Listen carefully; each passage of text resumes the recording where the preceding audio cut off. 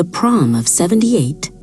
The year was 1978, and the air hummed with the promise of a perfect night.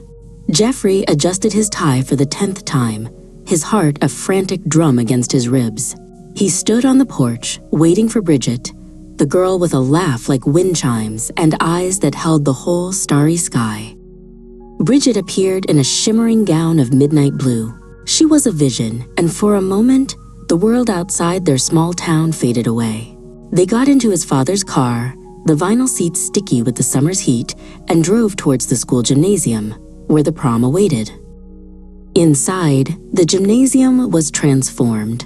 A disco ball spun, casting fractured light across the floor. The music was a hypnotic beat, a pulse that seemed to throb from the very walls. But something was wrong. The smiles on the faces of the other couples were too wide, too fixed. Their movements were perfectly synchronized, a chilling ballet. Bridget clutched Jeffrey's arm, her fingers cold. "Jeffrey," she whispered, "I don't like this. The music, it's the same note, over and over again." He listened closer. She was right.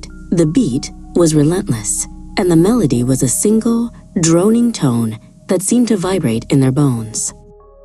They tried to leave. They moved through the crowd, a river of swaying bodies, each face a mask of serene, vacant joy. They reached the main doors, but the handles were gone. The doors were solid, seamless walls of wood. Jeffrey pounded on the wood, his knuckles raw. "Let us out," he yelled, his voice swallowed by the thrumming music. A couple glided past them, their eyes black voids. They didn't even seem to notice him. Bridget screamed. She pointed to the couples on the dance floor. Their faces were no longer human. They were smooth, porcelain masks, with thin, painted smiles. Their eyes were vacant, black holes, and from the seams of their tuxedos and gowns, a faint, sickly green light began to glow. The music swelled, the single note growing louder, more insistent. The dancers turned, their heads cocked at an unnatural angle, and began to move towards them, not walking, but gliding, as if on invisible skates. The air grew cold, smelling of dust and old flowers. Jeffrey grabbed Bridget's hand. "We have to run," he choked out. They scrambled away from the approaching figures, their feet slipping on the slick, polished floor. They ran towards the stage, the only place left to go. They reached the stage, a small, desperate island in a sea of monsters.